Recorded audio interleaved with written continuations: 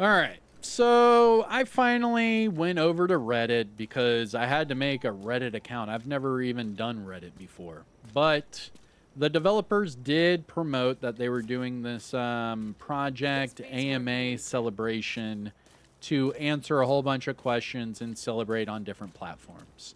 They did this for, for Discord and for Reddit.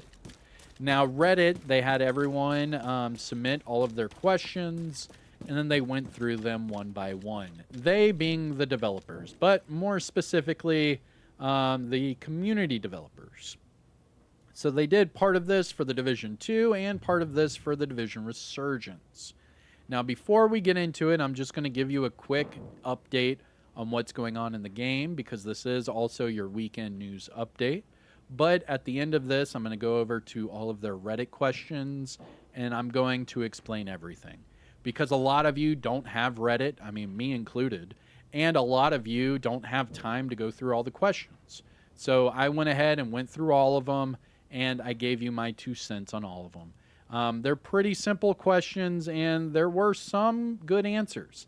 I mean, dude, they even flirted with the idea of a PvE-only Dark Zone. And they said that if that's what you want, you're going to be quite surprised with what happens in year 8. Like, what? Here, let me catch you up to speed.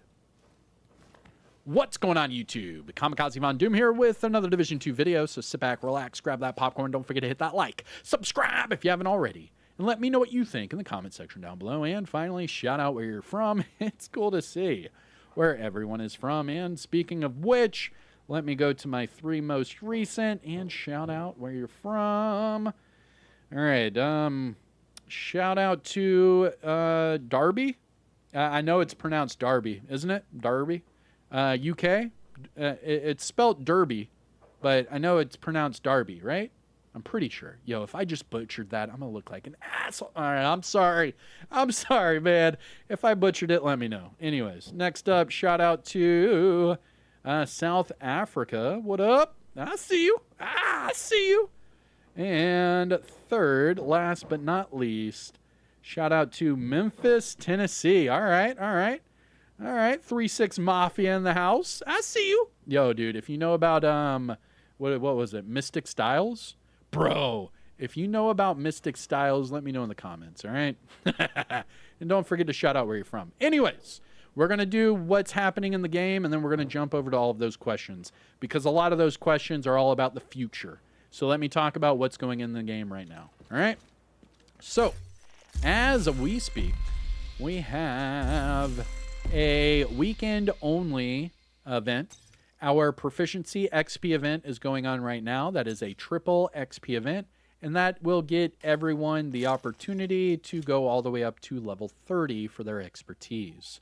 Remember that you have to be fully proficient in each of these items, in each of these categories, in order to increase your expertise level.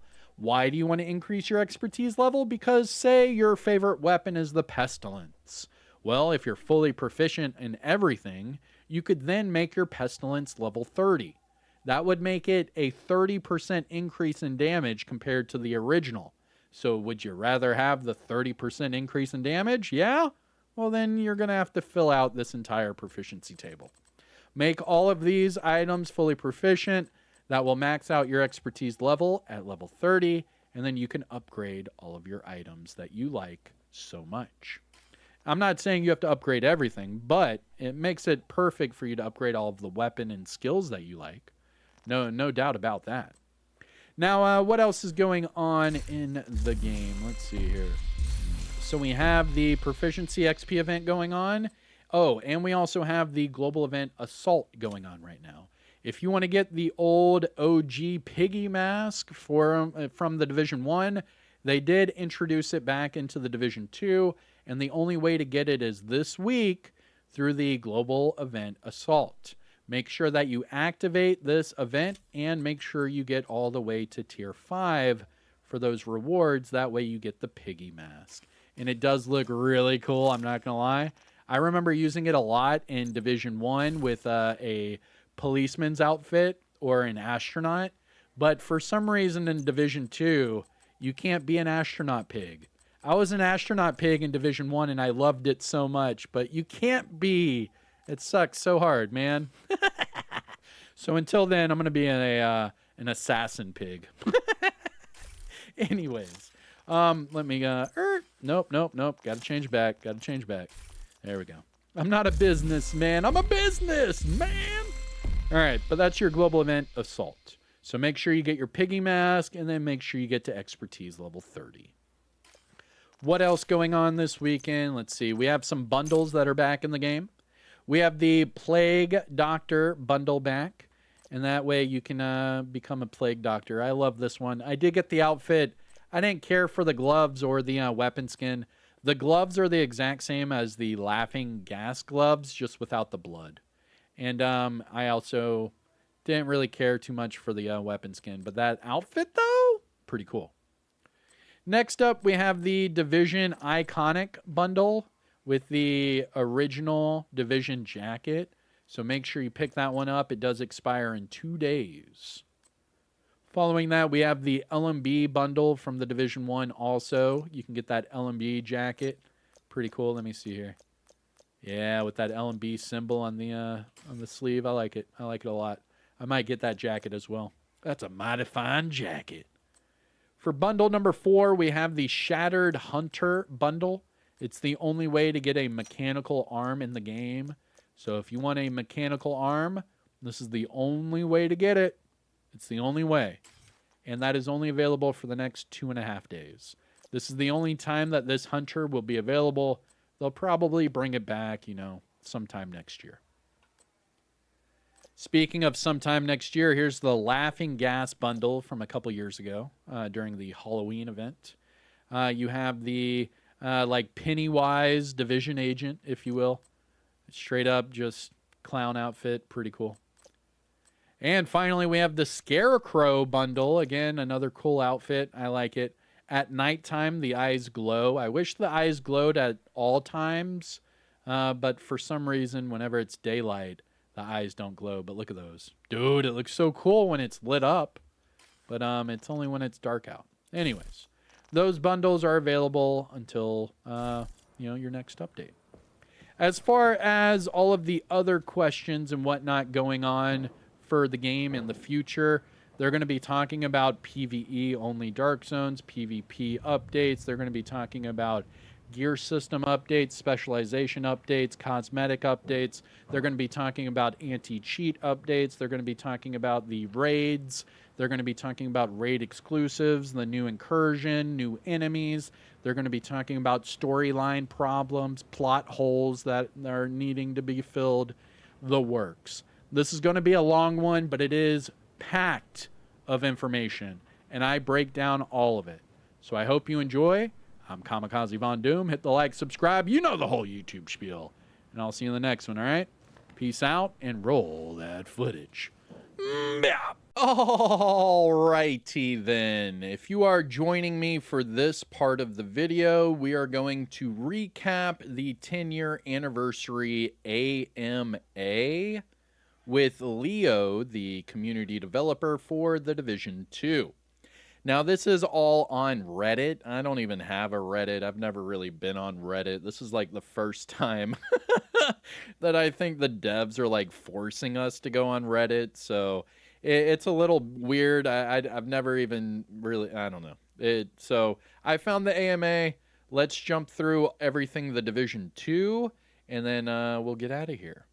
So it says here that as announced on Twitter, X if you're nasty, we are hosting a special AMA as a part of a 10-year anniversary of the Division franchise. Developers from The Division 2 and Division Resurgence will be joining to answer your questions. Now, this one's only going to be about The Division 2. I'm going to make a separate video about The Division Resurgence. Yes, I am going to be covering The Division Resurgence. Yes, I will be having a DOD in The Division Resurgence. And yes, I will be making several videos on the game as well. So we're going to be talking about The Division Resurgence later, but for this one, we're just going to talk about The Division 2. Now, once you open this up, because it was a long presentation, there were several questions asked to Leo. Now, he did take the time to answer all of them. So what we're going to do is we're going to scroll down to the bottom and we're going to go through them, because a lot of these have some nice little nuggets of information for you. And if you're new or returning to the game and you want to stick around, this would probably catch you up with all the questions you might have for the developers themselves. But they're going to be talking about the DLC. They're going to be talking about Year 8. They're going to be talking about PvP. They're going to be talking about cosmetics. They're going to be talking about everything. So I hope you enjoy. Let's go ahead and get through their special AMA on Reddit. Now, the first question here, it says, are there any plans to introduce the season-locked blueprints into the general loot?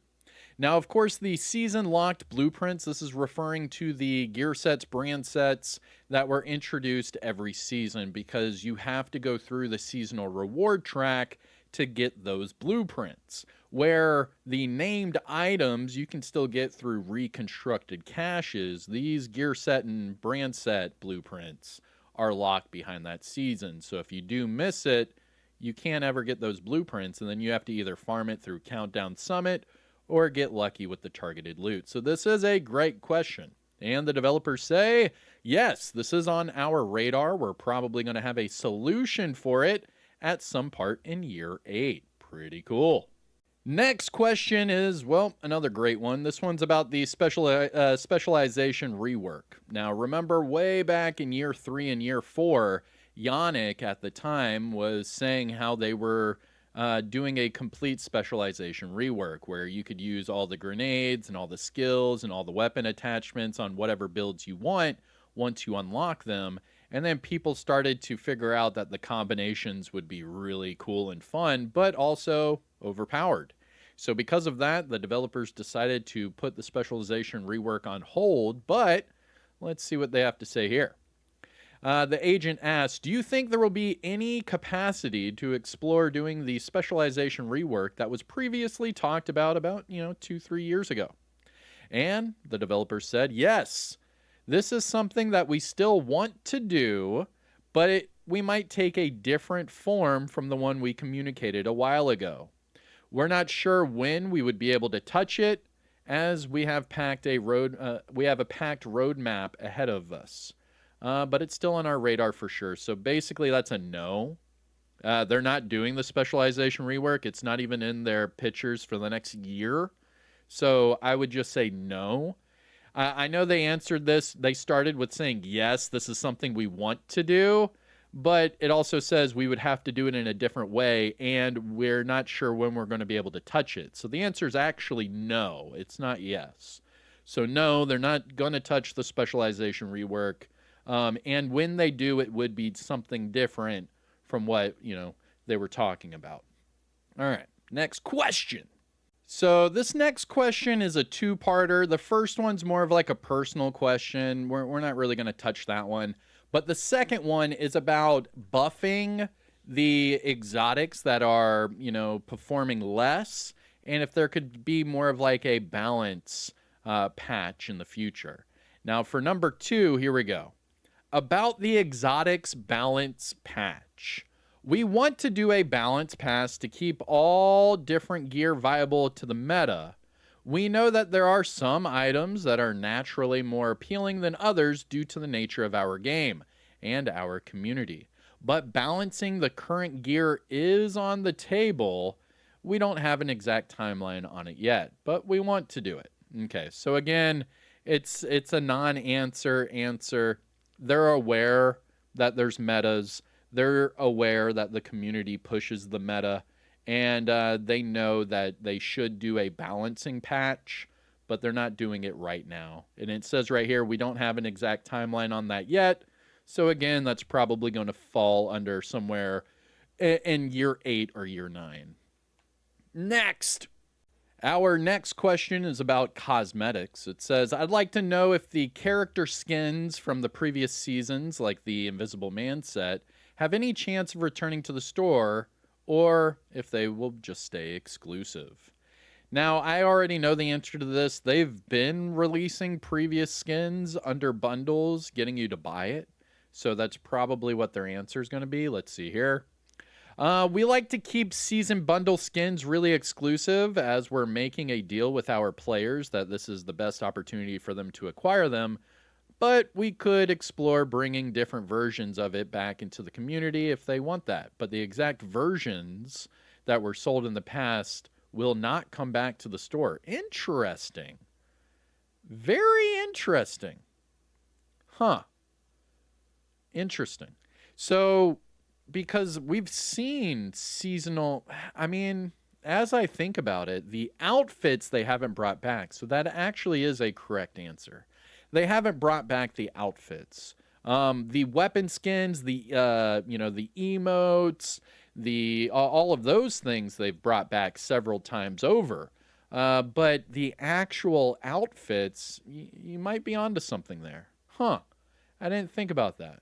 And then they just bring out a different version of it with like a different color and then get you to buy that one. Interesting. Ah, man, live service games, am I right? That's how they make their money, though. It's all about those cosmetics, baby! Next!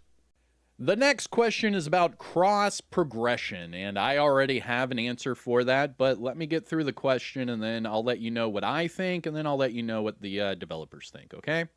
So here's what the player asked. Why is it so difficult to add cross progression? Surely you could just copy the original account and paste onto the new platform. I'm going from Xbox to PC, which I downloaded from my PC Xbox store, but I have to purchase the game from Xbox twice, even if it's the same Ubisoft account. So here's the deal. The Division 2 was released, we're going on 8 years ago, right? Or 7 years ago, okay? So this happened before Ubisoft added cross-play and cross-progression to all of their games. They did that at the start of Ubisoft Plus, where now, once you get your game on Ubisoft Plus, you can play it on all of those platforms with the same progression. That's how they do it now for Ubisoft. All future Ubisoft games are cross-play, cross-progression because of their Ubisoft Plus platform. They made it that way on purpose because they want you to go through their platform. It makes them more money, right?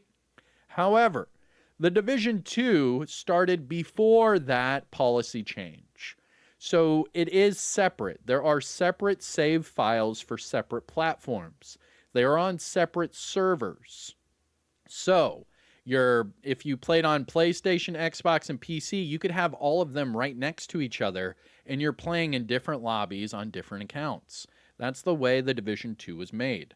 Now, they did say that they're going to be adding cross-play, but not cross-progression. In the past, the developers already answered this by saying that it would end up breaking your save file. Because if you have a max stash on Xbox, a max stash on PlayStation, a max stash on PC, and then they combine the three, all of a sudden you have 1,000 items in a stash space that can only hold up to maybe 500. So then it's going to end up being way more than your save file can handle, and thus breaking the game. Or we could talk about progressions, where if you have progressed on PC further than your Xbox, are they going to make your Xbox the priority account and then add all of them to your Xbox account? There's so many different variables how cross progression at this point in the game would break it. We could do the inventory, how it would break your inventory, the progression, how it would break your progression, leaderboards. Say your best times on a leaderboard is on PC, but your main account is on Xbox. If they were to combine them, do you think it would take your best leaderboard time from PC? Or do you think it would take your best time from your primary platform? You can see where all of these things would break it if they were to just combine them all into one. However, crossplay is a different thing entirely. You could easily turn on or off crossplay, and then whenever you are to, matchmake with people, it would throw you into that server. They're essentially opening up a server to where you could play with all of your friends on all platforms. However, that does not mean that you will progress on all platforms. You would only progress on the account that you are playing on, But yes, you will be able to play with other people through crossplay on all platforms sometime in year 8. All right? So that's my answer to it. Let's see what the dev said. It's more complicated than that. We're reworking systems, but there's always a risk of breaking existing files. And that's not a risk that we are willing to take. In the meanwhile, we have decided to look at bringing crossplay to life. And that's exactly what I just said. So they're going to open up a crossplay server, and then that way we can enable crossplay and play with each other. Because right now they're all separate save files, all separate servers, and they all exist separately because sometimes the PlayStation servers might be down but not Xbox, sometimes Xbox but not PC, sometimes PC but not console. You can see where all of these things are juggling at the same time. But yeah. Next. Ooh, the next question is about the raids. Are there any plans to reuse the Dark Hours raid map in the same way that you use the Iron Horse raid map for the most recent manhunt? Ho, I love that question. Let's see what the devs had to say. We're carefully paying attention to the community reaction to these changes. We want climax missions to feel special and unique, and we're daring to be a little bolder at each iteration. Now that Iron Horse was used, there is precedent to use a Dark Hours map as well. We are going to do it. Are we going to do it? I don't know yet, but it's on the table. Okay. I mean, this is... it's pretty much a shoo-in. So what this does is it gives them the opportunity to reskin the same map that they have, keeping the same assets. That way, whatever developers jump onto those assets, they could tweak a few things, make it into a climax mission, bada bing, bada boom. There you go. Now, we just saw that they did that with the Iron Horse, so obviously they're going to do it with Dark Hours in the future. I would probably, if I were to wager, right? They did the Iron Horse for the year 7 finale. I would wager that the Dark Hours one would be for the year 8 finale. You see what I mean? Bringing all things full circle, because that Dark Hours raid was introduced in year 1. All right. Next. Oh, man. All right. This one's going to be about the companion system. I thought we would have been done talking about the companions, but they bring us back in. All right, here we go. Hey there. Are there any thoughts on reintroducing the companion system? I'm a solo player, and it's one of my favorite features. And the developer said, we love how solo players connected with their companion.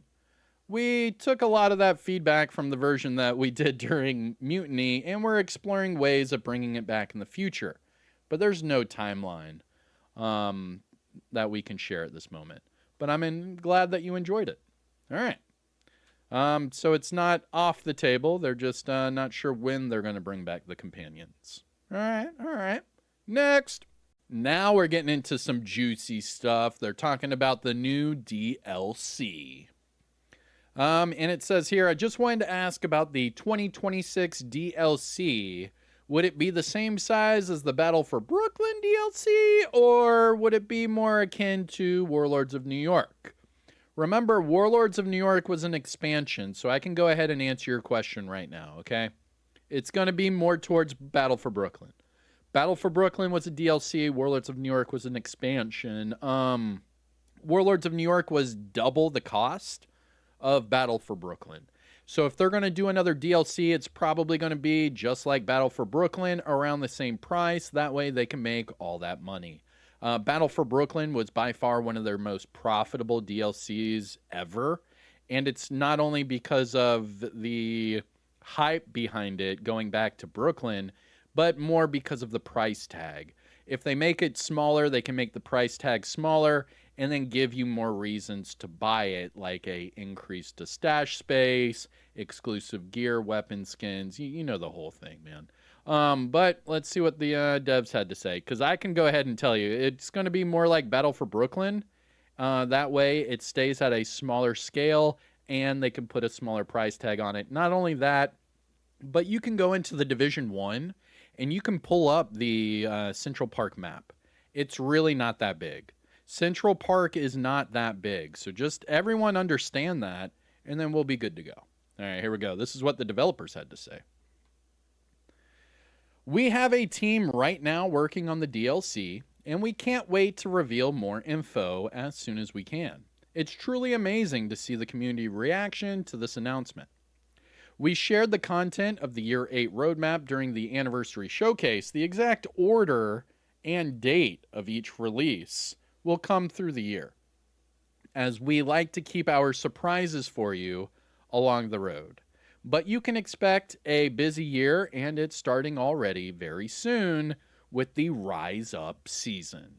The Rise Up season is Year 8 Season 1, and that's set to go live April the 3rd, I believe. Something like that. All right. Next. Our next question is about crossplay again. And it says here that with crossplay coming to the game, how will this work for clans and clan members? Will those be expanded? Many PC clans have in excess of 5 clans to have spots for all of their members. Can we get some actual management tools or apps or something to register clans more easily? How's this going to work? And the developer said, crossplay is a big change that affects a lot of systems. However, how they will be transformed after crossplay is still being discussed. We can't commit to anything yet about clans, but we know that this is a big feature for our community, and we'll take this into consideration. So the answer is no. They have not done or planned anything about clans for crossplay. They are just trying to make that server to enable us to use crossplay. Remember that this game is not meant for crossplay at all, so they're going to have to make a separate server and then give us the option to enable it. That way it puts us onto a crossplay server. Now, what that will do is not increase our clan sizes. That's not going to increase our clans. You could still be a DoD member on PC and play with a DoD member on PlayStation. You could still be a DoD member on PlayStation and play with a DoD member on Xbox. You would be progressing your own platform while playing crossplay. That's how that would work. I mean, there's no reason for them to touch any of these systems, to be honest with you. The only thing they're trying to do is give you the option to do crossplay. So to answer your question more bluntly, they're not going to touch clans because there's no reason to touch clans. You're still going to progress your clan, and your clan is still going to have 50 people. You're just going to be able to play with clans on all platforms now. That's all. So you might be DoD PlayStation, but that doesn't mean you're then going to be DoD PC. It just means you can play with them. That's all. All right. Next! Another one about crossplay. Hey, is there any dates or release time for the crossplay? Nope, no dates, but we plan to add it at some point in Year 8. So that's between April of 2026 and April of 2027. There's no there's no gray area there. It's between that and that. That's it. So we'll see. By April of 2027 is what that should say. The next question is about the new visual update. Is it an update or an upgrade? Where they basically just put like a yellow filter on everything, making it look like Bad Boys 2. Yo, if you know, you know. But that's all Bad Boys 2 was, dude. All right, here we go. What was the reason for the new visual update? The yellow filter and over brightness. And would you be adding an option to disable it or revert it back to the previous color grading? The developer said the yellow filter is not something that we intended, and we are actively working on fixing it. Oh, they're going to remove it. Okay. All right, so the yellow filter is going to go bye-bye. All right, next. Ooh, I'm liking this question. Now it says here, as a survival fan, heyo, we cannot wait to see survivors. However, I've seen the choice has been made to yet again add a PvP or PvP or PvE mode. But aren't you afraid that this would split up the player base again? If Survivors is going to be a paid DLC, why not just make it a PvP VE, just like the Dark Zone? I actually like that. That's a great idea. But I think that Survivors already has a PvE kind of concept behind it, where you're going to be messing with companions or PvE NPC companions that would follow you around, or you would save them, whatnot. So I think adding all of that into one server wouldn't be a bad idea. That would probably cut them on, size, because then they wouldn't have to make a separate for each. That would be a good idea. But at the same time, what made survival so different is that you could choose either PvP or PvE. Maybe they could make a third mode, I guess, where you could do PvP, PvE, or all of the above. Maybe that could be the route to take. But I think that making it PvE only satisfied a lot of survival players if they just did not want to worry about getting shot in the back, where PvP players would typically stick with their PvP servers, having fun that way. I mean, I kind of get it both ways, but I would not just take out the options. I would probably add a third option saying all of the above. Like if you want to do PvP only, PvE only, or both. But then again, wouldn't the PvP version just be both anyways? Because wouldn't... See, I'm confused at this question because it doesn't really split up the... I mean, I don't know. I think the PvP version is just PvP VE anyways. I don't know. I'm confused. Let's see what the dev said. We believe that the Division franchise has PvE at its core, and this is a community who truly appreciates PvE. Ugh. I don't like where this is heading. Instead of being afraid of splitting the player base, we're actually thinking of a way of offering to ensure PvE players would join and not be forced to play PvP. Oh, MG. OMG.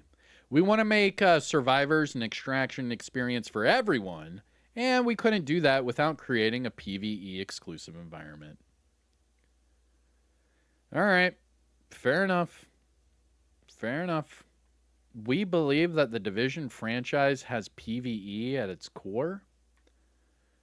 Okay. Fair enough.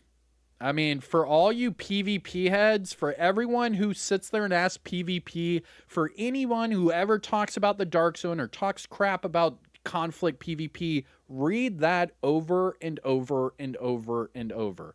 Read this until it is cemented into your brain. Because they are PvE first. They're saying it. They are saying it. They know that PvE is at its core. So stop crying about PvP, because they know that if they make their PvE community happy, that's a big portion of their player base. Do I agree with this? No. I think that if they were to cater just half as much as they cater to the PvE community, to their PvP community, it would make their player numbers go up even further, and it would make everyone happy. I think that they have catered to PvE for the last 5 years, and that is now submitted into their mission statement. Which is weird, because isn't the Division, including the Dark Zone, wasn't the Dark Zone part of the DNA of the Division? It seems that not only have they strayed away from that, they don't even want to talk about the Dark Zone anymore. But I was pretty sure that when the Division 1 came out, that's what all of us played, was the Dark Zone, because it was the most unique experience in the game. So now that they have completely... Man, oh man, I don't like this answer, man. I PvP a lot in the Division 2 and the Division 1, but this is about as clear as this will get, man. This is really clear. They believe that the community has PvE at its core, and they want them to truly appreciate the PvE experience. They don't want people to be forced to do PvP. If you want to do PvP, go for it. But they're not going to do anything about that. They want their core to be PvE. Huh. I wonder how Arc Raiders would look if they said that. Gross. All right, next. Here's a pretty cool question. Have you guys ever considered holding a fan design contest? With the new lease on life for the Division franchise, hosting design contests for new cosmetics, gear sets, and exotics would be a cool way to bolster fan engagement. I think that's an awesome idea. Let's see what they said. That's a very cool idea. We definitely would bring this up to the team and see what we can do. Yeah, I think that's an awesome idea too. All right, cool. Next. This is a really good question. Really good question. With the announcement of crossplay, does this give console players the ability to play any of the PTS? Remember that the PTS is the public test server, and it's typically only for PC. I would tell you right now that crossplay would not do anything for that because you have to have a PC account to even have the PTS. So I could already answer you on that as no, you have to have the PC version. Let's see what they say. Although we are super happy to connect all players through crossplay, the PTS requires a different process compared to the main game. For this reason, crossplay won't impact the PTS, and the PTS will remain a PC exclusive experience. Yeah, exactly. Just because you can play with PC people doesn't mean you have a PC account. You have to have a PC account to play the PTS. All right, next. Classified assignments. With more classified assignments being announced, is there any chance that we'll see more of the Smithsonian National History Museum that's currently locked away? It being so closed off is one of my few nitpicks in the Division 2 map. Huh. You will have to wait and see where those new classified assignments bring us. Whoa. Yeah. That's a non-answer answer. All right, moving on.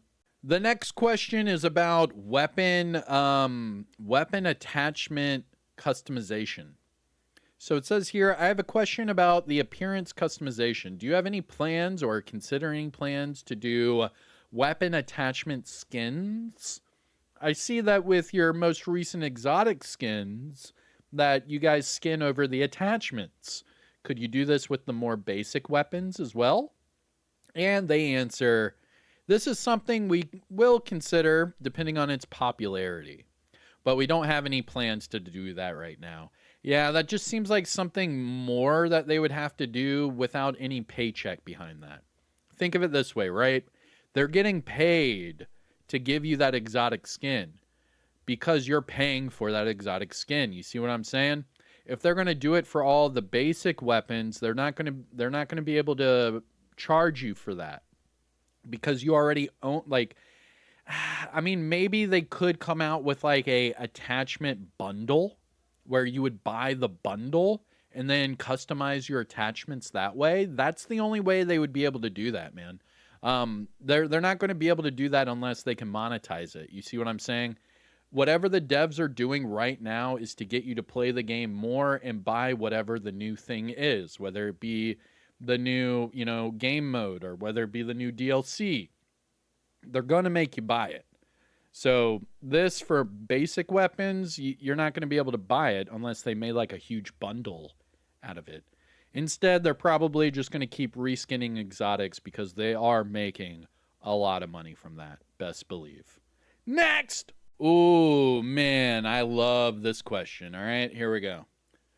First off, are there any plans to add new exclusive rewards to the Paradise Lost, Dark Hours, and Iron Horse? There are no longer exclusive items for all of those. I completely agree 1,000,000%. I think that what they should do every, 6 months or so is just cycle in, or maybe every year, just cycle in new exotics through the incursion and raids, and then cycle out all of the old exotics. They're not exclusive anymore. Giving them new exclusive exotics would make everyone play them again. That would make all of that replayable again. I've been saying this for years. I really wish they would cycle in new exotics to the incursions and the raids, and that would give me a reason to play them again.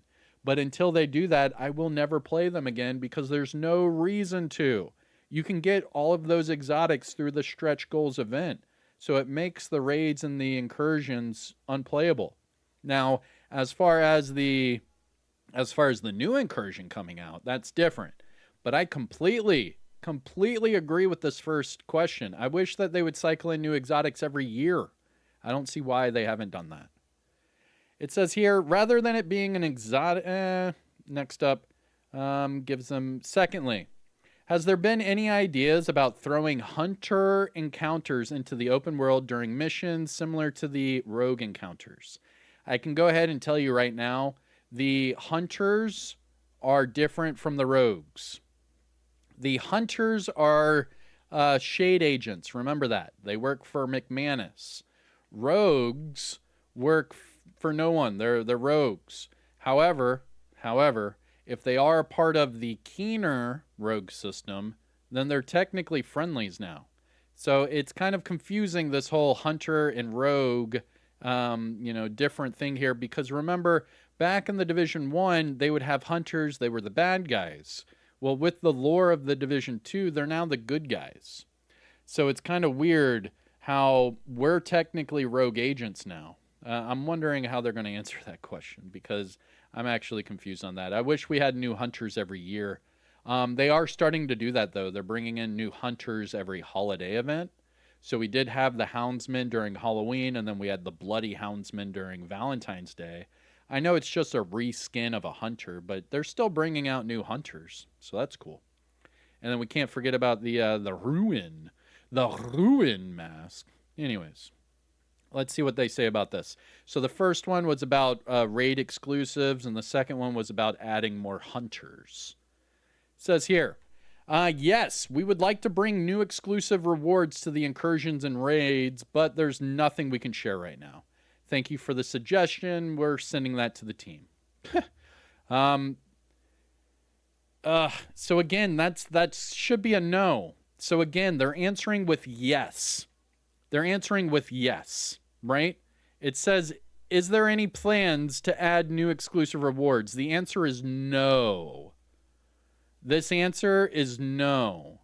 They would like to, but nothing is happening right now. They'll send it to the team, which is a no. They're not doing anything right now.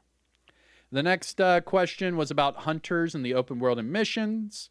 It says here that hunters are one of the most unique and fun enemies that we can find in the Division world. For that reason, we would like to keep them more exclusive to their current system, as triggering them is more important for the experience. We want to control when and where you find the hunters so that we can bring you some more memorable... I'm not... Whatever. All right, moving on. Next! Here's another multi-question question. First one is about realism. Realism mode is a great experiment. This is exactly what I want and expected from the Division gameplay since the E3 presentation in 2013. Can we expect more of a full-fledged version and a more permanent realism game mode? Next question is, in the early Division 2 trailers, our main character has short beards instead of a long beard. Can we expect more short beards? And then the next question is, I don't know, will Survivors be a game mode for the Division 2 or a separate game? So it's okay if the question is not for you, but is the possibility to play survivals in a free roam without timers, battle? That's... So the way Survivors is being set up, it's going to be a separate game mode that you're going to buy. It's going to be an expansion, like an expansion game mode. The DLC is going to be another DLC similar to Battle for Brooklyn, and the Survivors is going to be a paid-for game mode. I highly doubt that they're just going to give us Survivors. I highly doubt it. We'll see. From all of the rumors, it's looking like there might be a price tag behind it, just like Survival. So that's why they have the separate creative director and the separate dev teams working on Survivors, because there's going to be a nice price tag behind that to pay all of those devs. Let's see what the developers had to say. First one's about Realism. We wanted to create Realism mode as a special limited experience. We know that it's a great way to revisit New York, but the Division has RPG at its core. We can consider to bring it back and expand for future special occasions, but we don't have any plans right now to make it permanent. All right, so Realism is only until April, so you have 2 more weeks and then you're done. The next question was about, what was it, beards? All right, here we go. We don't have any plans to bring back new types of beards for now, but it's something, if the community really wants it, we can explore it. Yeah, that's probably not going to happen. Next is about survival. Like survival, we are designing survivors to be a session-based experience. We can't share much more about that right now, but there are some interesting changes that we're making that somehow connects to what you've mentioned. Yeah, but they mentioned it being separate from the game. I mean, that's basically... Okay. Yeah, it's going to be a paid-for game mode, just like survival. Just like survival. All right. Next. Ooh, here's a good question about reworking bad exotics. Oh, there's actually a few good questions in here. All right. Is it possible for fallen off exotics to get a rework, like the blacklisters and such? Any plans either for an extra gear slot outside of the 6-piece, maybe a melee weapon? And is it possible to get a 3rd skill slot? I love my skills. I mean, these are all pretty cool questions. Let's see. As mentioned before, we would like a balance of some sort, but we will. But when we will be able to discuss that, who knows? About the new gear slot and 3rd skill, I'm afraid we don't have plans for that either. All right. So no, no, no, and no. Next is about commendations. Okay. I've been trying to complete a few of them, especially the calibration award and control point takeover. Are there any plans to add more of them for retaliations and such? All right, so are they going to fix the broken ones, and then are they going to add new ones? Okay, let's see. We're looking into it, and yes, they are adding more. Okay, so we will be having more patches and more things to grind for, and that will also increase our score overall, right? Because I think right now the final reward for your commendations is, I think, level 8, where it goes up to 8,000, right? I forget. I'm going to have to look into that. All right, next. All right, next question is about the Central Park DLC. It says, I'm interested to ask more about this Central Park DLC. Since Central Park is right in the middle of Central Manhattan, Dark Zone, is it possible that the DLC could include some parts of Central Manhattan? I was thinking that it might be a shame if Central Park is only a small area that's off-site, similar to Manning National Zoo. I completely agree. But remember, just like the Battle for Brooklyn, it doesn't have to be that big of a map. They can make a DLC pretty much out of anything, and Central Park's pretty big. I know comparing to everything else division-wise, it's small, but for them, they could maybe blow it up a little bit bigger. I don't know. Let's see what they say. We'll share more information about the DLC later, but for now, we can only share that the Central Park is a mysterious place, and it's safer to investigate from its surroundings. Yo, that sounds like zombies. Get the fuck... Yo, they are making it sound more and more like zombies. They're making it sound like zombies. They are. Even the trailer where the Division's agent's watch went out, they're making it sound like zombies. They are. And then it says it's safer to investigate from its surround. Get out of here, man. Are they really adding zombies? Dude, that would be crazy. Side note, let me know in chat, let me know in the comments. If they did zombies, would you be down? All right, next. Next question is about Division 1 hunters and then survivors. So the first one says, can we get Division 1 Hunter designs as outfits, please? I'm begging you. Literally, I'm begging you right here, right now, please. And then the next one says, is it safe that Survivors will be a free update? Or is it going to be a paid-for update? Should we expect it to be more like Realism or more like Survival? And they say here, I'll take your suggestion about the Division 1 Hunters to the team in charge of it. And as far as Survivors, we'll have more information on that. But as mentioned during the anniversary stream, you'll be able to create a brand new character for Survivors. All right. Okay. All right. Next.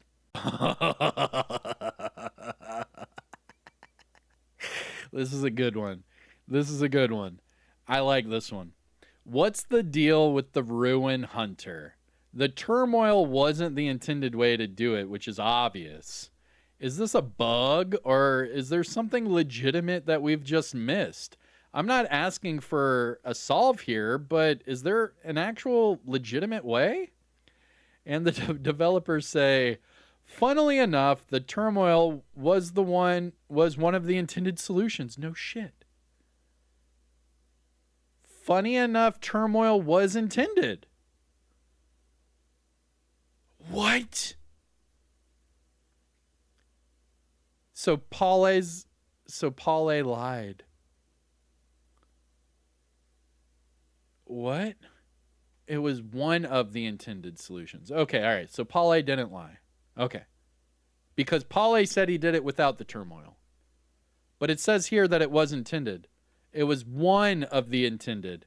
I mean, okay, all right. One of the intended. Okay, all right. All right.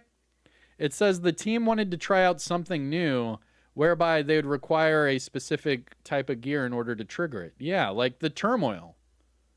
I expect as time goes on, new solutions will be discovered. Some that weren't even intended in our original design. Huh. Maybe like the Vile Mask. Something that can like hit them from distance. I mean, yeah, you could use the Vile Mask or the turmoil. Oof. That's funny. All right, let's move on. Here's a great one for PlayStation players. They asked, is there a plan to fix the messed up textures on PlayStation 5? It's everywhere in the game. And the developer said, yes, the team's currently looking into it. I know, every time I log into PlayStation 5, it's the same thing. It looks like I'm playing on freaking N64, man. Like some old school GoldenEye stuff, you know? I don't know. I completely agree with that. I hope the team finds a fix, and I hope it gets fixed soon. Next! Yet another great question. This one about the threat attribute. It says, can you tell us what threat strat does and any information about how the enemy AI decides to target it? It says here, because remember, like Eminence armaments and increases your threat. There's certain attachments on your weapons that could increase your threat or decrease your threat. So it says here, as it stands, the threat bonuses found on current gear changes the amount of threat you generate when you hit an enemy. As for instance of how the AI decides to target you, it's based on a large amount of conditions that they could check for. AI behavior in itself can be a topic of discussion here for hours, so I hope this short summary helps. So basically, whenever you shoot and hit an enemy, more enemies will see you based on the amount of threat you have. All right, next. Yo, this one's hilarious. It's about Aaron Keener. It says here, is Aaron Keener ever going to come out of that cell? And if he is, are we going to be able to work with him at all? Second question. Are there any plans to allow agents to go rogue outside of the Dark Zone?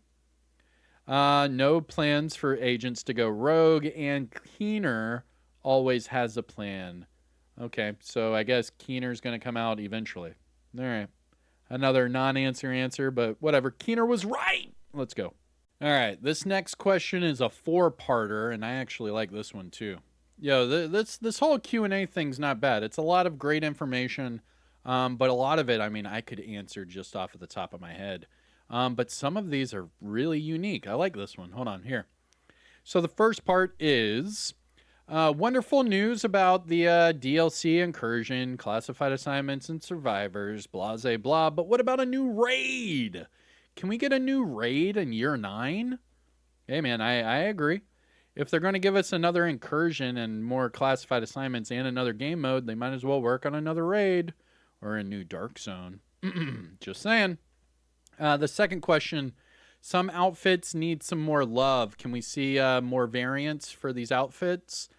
The third one is, can we get more weapon models? We got the Carbine 7, the KSG, and the Stoner LAMG after the release. Can we get more? And then the next one is, are there any plans for more loadout spots? All right. Next, the answers here. I understand that a new raid would be cool, even if on a smaller scale. We do not have plans for a raid on year 8, and year 9 is quite a ways ahead of us. Raids are very complex, and they have a lot of time. They take a lot of time to make. We're always looking to making sure that we can provide something that everyone... Oh, man. That's probably a no. So that sounds like a no for raids. They're working on the smaller things. They might give us more incursions and more classified assignments, but probably no more raids. Remember that raids require 8 people. It bogs down the system, and if they keep adding more and more modes like that, I don't know. I think just sticking with 4-player modes is easier for them. It says here, the second question, what was the second question? Some outfits need variants, okay? It says, unfortunately, nothing is ever just as easy as modify them slightly. That being said, on occasion, we do like to take time to revisit old outfits and add more functionality. Okay. So they'll note that, okay, it's not as easy as just modify them. Yeah, that's true. The third one was, can we get new weapon models? It says here, the main challenge with adding new weapon models is not necessarily the design, but the technicality of implementation. We have to model them, get the sound right, adjust the character animation, and then add new skins. Yeah, I mean, it takes time to add new things, yeah. Developers doing developer things. And the final question was about adding more loadout slots. More loadout slots is on our radar, and we'll share an update on that. Okay, so that's probably a yes. So no raids. They will be adding new things in the future for some of the outfits, but they're not just going to modify all of them. No new weapon models right now, maybe in the future. And then probably new loadouts. All right. Next. All right. Here's one that that I already knew about. So there's rumors going around about a PvE only Dark Zone. Here's the question. Hey devs, I've been playing since day 1. We have never gotten a PvE only Dark Zone. Can we get an option for a PvE only Dark Zone or a solo Dark Zone? It's hard to reach a server when there's 2 groups of 4 players and then we have to fight multi-groups. And they answer with, year 8 is going to surprise you quite a bit. Now, I'm not saying that they just confirmed the rumors that I've already heard, but they just confirmed the rumors I've already heard. They are looking into it. Just saying. And it might surprise you. Like I said earlier, PvE is at its core. Moving on. Oh, this one, it's shots fired. Can you fix the Tinkerer glitch for the 5th time, please? Yeah, I'm still hearing people that are exploiting the Tinkerer mask. Just so you know, a lot of people are stacking weapon talents with the Tinkerer mask. There is a Tinkerer mask glitch where people can glitch multiple weapon talents on your weapon, and you can get all of the talents to proc at the same time. That is very, very true. And the dev said, I hope you enjoyed our 1st, 2nd, and 3rd fix for the Tinkerer glitch. The Tinkerer glitch is the new version of Nightmare Fuel, and we're continuing to tackle it if and when it comes up. It will be fixed. They're saying it will be fixed. So they keep trying to fix the Tinkerer glitch, but just so you know, there is a glitch in the game where you can add multiple weapon talents on your build using that mask. I'm not going to ever show you how to do it, but it is there, and they keep trying to fix it. All right, moving on. Ooh, this is a good one about the narration. Oh man, about where the story goes and about this is going to be good. All right, so it says here, one of the biggest complaints that I've seen in the game is a lack of context and confusion regarding the narrative. For example, for any player who returns to the game since Warlords of New York, they're confused over Keener and Theo being alive. Not only that, but some players are confused about some of the narrative beats in Brooklyn as they're not able to catch up with the Descent comms, mostly due to the fact that you can only get one a week. Are there any plans to address this issue, or is this just a way of audio logs or being recaps? Ooh, let's see what the devs say. You're right. With each season moving forward, the story progresses in various ways.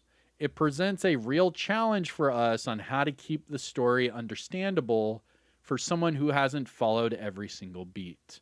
Dude, it is confusing for people who are here every day. What are you talking about? It's confusing for me to even explain the story. The hunters are actually the good guys. We're actually rogue. The Battle for Brooklyn... There we go. The Battle for Brooklyn DLC was Keener's base. If you play Battle for Brooklyn DLC, those are the rogues. We are rogue agents. The developers have yet to, make that clear to the public. We are rogue agents. Keener's in a holding cell because he's an ally working with us, but we don't trust him. So he's not really a bad guy anymore, even though we killed him. But we killed the hobo wizard version of him. I have all the videos for all the Descent comms, and I've covered all of the lore for this game. And it is by far one of the most confusing stories to follow. Not only that, but Kelso's been gone for going on 3 years. Kelso's been gone. She's been gone since the finale of year 5, where she joined Keener and Theo. And then we did a whole recap year to figure out what happened to them. But she's been gone. She has not come back. We've had some comms about her coming back. But remember, Manny said she had to go. And they just never did anything with that. I completely agree with this person. The story is so confusing, I guarantee they could not give us a timeline. I challenge, I know that this sounds crazy, but I challenge them to please give us a timeline. Please. It's very confusing. Because as I understand it, Calvin McManus is now president. As I understand it. Because he was the secretary, right? So as all of these other president, vice president, the other secretary, they're all dying, he's next in line. So if he's the one that's next in line as president, and he's the one running the hunters, and the hunters are hunting us, and we're working with Keener, that makes us rogues. That makes him the president, and the hunters are division agents. I follow it pretty closely. And it's still a little confusing because they don't really let you know about it. We are technically rogue, but they just don't know how to let us in on it. I don't know. This is a touchy subject because the developers have been going in circles about this for years. The Descent comms were crazy, and it was for years. And that's why they stopped doing Descent comms altogether. So, I don't know. We'll see. What else did they say here? It says, we tend to rely on previous knowledge that some people might not have. Bullshit, dude. I've been playing this game every day since it came out, bro. That's bullshit. Name one person who, dude, pull up any lore video. They don't know. Everyone in all of their videos say they don't know. This is what they think is happening because there's no clear storyline. I completely disagree with the devs' thought process here. Like, I really challenge them to just give us a timeline, please. Just show us the story timeline.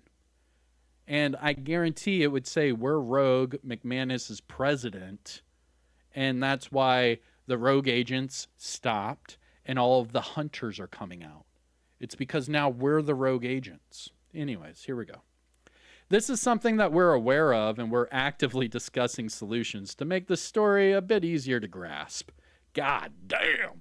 Yo, they just straight up, they're just straight up insulting people with this shit. To catch up and to follow for new players. It's confusing even for the veteran players, man.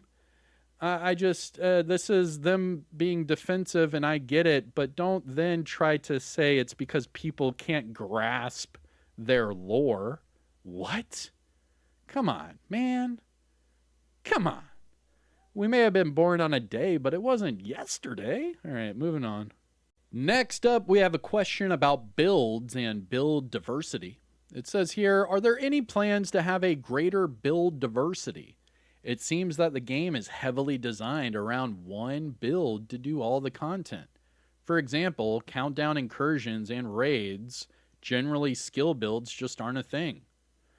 I mean, yeah, to where it's just a DPS, yeah. We call that a DPS check. Yeah, I completely agree with that a lot of content relies on just DPS builds, yeah. But just note here, dude, they bring in new sets every season. They bring in new named items every season. They bring in new talents every season. They bring in new exotics every season. I think that build diversity is one of the things they don't have to focus on. I think they would have to focus on giving us more loadouts, giving us a bigger inventory and a bigger stash space because of the amount of gear and build diversity we already have. So I kind of disagree with that mindset. We have the build diversity. We have like dozens of different sets and thousands of different items. I mean, if you were to collect every item in the game, it would not fit in your inventory and stash. So I think build diversity is not a problem. I think their content relies on certain builds, and that's where I agree with you. I think that the content should bring in more build diversity, yes. To where, why not use a shield? Why not use a skill build? Why not have a healer? Why not do that? Yeah, I completely agree with you. Remember, like back in Division 1 days where we had the Stolen Lost incursion, and it required different builds for different parts? I thought it was genius. It was hard, but I thought it was genius. I completely agree with that. But as far as gear having more build diversity, we have that, dude. We have that. Let's see. The devs say, we want to bring more build diversity, but we also know that some styles are more popular than others.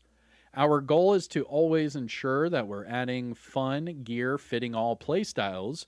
We do have plans to have an extensive balance pass and keep some things more relevant. And hopefully this will open up more opportunities and possibilities for everyone to use different gear. Huh. They are coming out with another balance pass. I'm guessing that's going to be their way of addressing PvP. I don't know. Maybe, dude, if they added a Dark Zone to Central Park, that would be sick. But it's sounding like they're going to rotate a PvE Dark Zone. I don't know. We'll see. All right. Next. Ooh, I like this idea. More legendary content. Ooh, check this one out. Are we going to get more legendary content in the future? For example, maybe legendary retaliations. Ooh, I like that. All right, let's see here. The short answer is yes. We're adding new challenges right now in Season 1, and we're looking at how to increase the level of challenges for those activities. So here's the thing. They're not the something else. That's the answer here. The legendary retaliation is not going to be a thing. The legendary strongholds and adding more legendaries is not going to be a thing. The something else is. Focus on that. This will be added in Season 1 of Year 8. Something else. I can't talk about it, but it's happening. And it will be new challenges in Season 1. It's going to happen, and we're going to have a PTS. The public should have the PTS maybe next weekend. It's going to happen. The something else is going to happen. We will have a more challenging way of playing the game. It's not going to be a legendary retaliation, though, dude. But it is something else. And like they just said, they are adding new challenges for Season 1. So they answered it right there for you. Something else is happening. Ooh, another question about the storyline. I'm liking this. All right. With faction leaders gone and the factions falling apart, the Black Tusk are really the only faction, pushing back. Keener and Schaefer and all of them are the only characters driving the narrative forward. Will we ever hear anything more about the Cabal or the Society running the Division 2? I completely agree. I completely agree with that. Let's see what they say. We do intend to keep moving the story forward in the future seasons, and the Cabal may or may not play a role in the future developments. I'm going to say the next incursion. Probably the next incursion. That would be my next guess. Because what's going to be the next big thing for the story? Incursion. Just like the last incursion was basically our last storyline update of a sort, So, well, I don't know. Battle for Brooklyn really wasn't a story update. Like, all they did was they brought Keener and Theo back, but they didn't really, I don't know. We'll see how they move the story forward. Here we go. Another PvP/Dark Zone question. It says here, I've been playing the Division 2 since launch. I have over 4,000 hours easily. 90 to 95% of my gameplay is in the Dark Zone. Are there any plans for a new Dark Zone? Are there any plans with dealing with cheaters? I know that most players want PvE content, but we've been starved on the Dark Zone side. Take the New York map and make it a Dark Zone. That's all I want. 7 years playing this game, and we've had the same 3 Dark Zones. Completely agree, 100%. I've been saying this since day one. They could make Kinley College a Dark Zone. They could make Coney Island a Dark Zone. They could make Camp White Oak, Manning National Zoo. They could make the Pentagon a Dark Zone. They can make part of Woney a Dark Zone. They can make Battle for Brooklyn a Dark Zone. They could do any of those. They could even add an underground version of the 3 Dark Zones we have and just add it to those Dark Zones. Think of it that way. If they added a underground part to each of those Dark Zones, it would completely change the game. Maybe they could also add more players into those lobbies. The problem is we have 3 Dark Zones. They're really small, and it's only 12 players. It's not big enough, and it promotes multi-grouping and jumping people. It's not friendly at all. And in fact, it's pretty toxic compared to the amazing Dark Zone that we had in the Division 1. Here's what the devs had to say. In Year 8, we're looking at a overhaul for a large amount of our existing PvP systems. What? Like Rogue and all that? Okay. Our aim is to firstly update the PvP experience, and this includes our current anti-cheat security tools in order to make PvP a pleasant experience for everyone. After that, our next goal is to balance the existing gear for PvP, which we can update our PvP modes, Dark Zone and Conflict, and make them feel more fresh and rewarding. Our new lead PvP designer is working on a plan for PvP changes in year 8, and it's looking promising. All right, so check it. Here's the answer. They're doing another anti-cheat update. They're then going to do a balancing pass. That's it. They are not giving us more conflict or dark zones right now. And in fact, they're even flirting with a PvE only one. So to answer your question, what they're doing is they're going to tweak their anti-cheat security. Then they're going to do a overhaul for gear sets and brand sets to try to promote other sets to make them more meta. And then they're going to change more of the PvP balancing for those. Because remember, we do have a normalized PvP set of stats, and they are different from the existing game. So just by changing those numbers around some could easily promote different metas. So I do agree that balancing and doing an anti-cheat update, this will definitely help PvP. I agree 100%. But as far as what this person said, are there plans for a new DZ? That part is maybe a no. The plans for the cheating, they answered, and they answered on what they would do for PvP. And that is a balancing patch and anti-cheat update. All right, so for all you PvP heads, there's your answer. Next.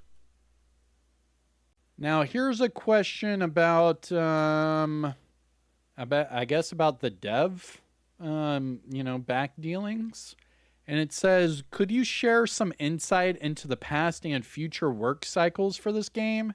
It feels like this game was abandoned for some time and it had slow work done to it, and now it's finally picking up again. I can already tell you, yeah, man. They made a lot of money between year 4 and year 6. They made that DLC for year 7, made a lot of money. So now we're going to move into year 8 with all that new money. I mean, they're also making a lot of money with those cosmetics. They've also come out with the exotic skins that they've reintroduced into the game. So now a lot of people are buying that. I mean, they're making a lot of money, bro. Let's see. It says here, with the great reception this past year with the release of the DLC, it has allowed us to grow our ambition and build an exciting year 8. Yeah, dude. Yeah. Great reception. Dude, they made millions. All right, moving on. Here's a question about a player that took a lot of time off and they're coming back. It says here, is there any plan to help returning veteran players that are most likely overwhelmed by the amount of new systems replacing old working systems? Like your manhunt systems, your season pass, your priority objectives, everything in between. I have come back to the game, and a couple of days ago, it feels like a mess of menus, and it's hard to understand what's happening. It also feels like most of these systems are just close copies of each other. And the same question regarding all of the missed exotics from past seasons or manhunts, knowing where I could get them would be appreciated. I mean, I can answer that one, bro. Do your legacy manhunt missions. That's how you get all those exotics. Do the legacy manhunt missions. That's how you get all those exotics. Again, go to your manhunt menu. Click on legacy manhunts. Do your legacy manhunt missions, and you will get all those exotics. I promise you. Okay? As far as the systems, they overhauled the systems to make them new feeling, and they wanted to polish them. Remember, they're also working on the Division 3, so we're also, their lab rats for the Division 3. It says here, making it easier for veteran players to return to the game is our ongoing mission. We made some changes in Year 7, specifically geared towards new players, which we're quite pleased with. We have a separate plan for veteran players. It's a big list, and it should help on those topics that you mentioned. As the other topic that you referred to for the missed exotics, we'll be looking at giving them a proper home sometime during Year 8. Gotcha. So, again, until then, just do your legacy manhunt missions, my guy. Do your legacy manhunt missions. You'll be just fine. All right, moving on. We have another PvP question here. When is the anti-cheat going to get updated? The game is flooded with cheaters shooting through walls. When can we expect new conflict maps, new dark zones? I want to expand the dark zones by the number of players. Let's say maybe 24 players. I completely agree. Making the dark zones bigger would be awesome. That's why I keep saying just add an underground to all 3 of them. Just focus on developing an underground version of all 3 of them. You already have the template on how the big each of those maps are, and then just make underground entrances to each of them. Just add an underground to all of them. You could even add contaminated events. You could even add cleaners. I completely agree with that. But like they did answer earlier, they're going to do an anti-cheat update followed by a balancing pass. And then they will focus on something else, which means they're not going to give us new conflict or dark zones. They might give us a PvE only dark zone. Here we go. It says anti-cheat, lag switching, and other security measures are top priority. We've got a dedicated team working on that only. We are hoping that we can push an update out soon for anti-cheat in April. We continue the efforts in security. We don't currently have a plan for new maps. Our new PvP designer is updating our existing game modes in a new, fresh way soon. Okay. Let's see how they do that. All right. Moving on. Next, we have another question about cross progression, because a lot of people are getting that confused with the crossplay that they announced for year 8. Remember that crossplay is going to be a server that they're going to enable and disable, and when you enable it, you will then be on a crossplay server to play with other people. It will not give you the opportunity to do cross progression because that would break the game. There are too many variables involved. And if you have a main account, which one would be your main account? I mean, there's so many things involved there. For me, just take me, for example. I have an Xbox, PlayStation, and PC account. I have my PC account to play with my PC buddies and also the PTS. I have my PlayStation account to play with my PlayStation buddies, and my Xbox account is my main. But if they were to combine all 3 of those, it would probably break my account. Let's see what they say. I know that cross-save isn't happening, but is a cross-save transfer going to be available? Just a single transfer from one platform to another? What? That would not work. I'm already going to say the answer is no. And they gave them a big answer. Here we go. Unfortunately, there are too many technical hurdles involved, even for a one-time transfer. I like to present you with one example. Assume that you have 2 accounts on 2 different platforms, and assume that you have all your character slots being used. If you transfer your data from one platform to the other, what happens to your character?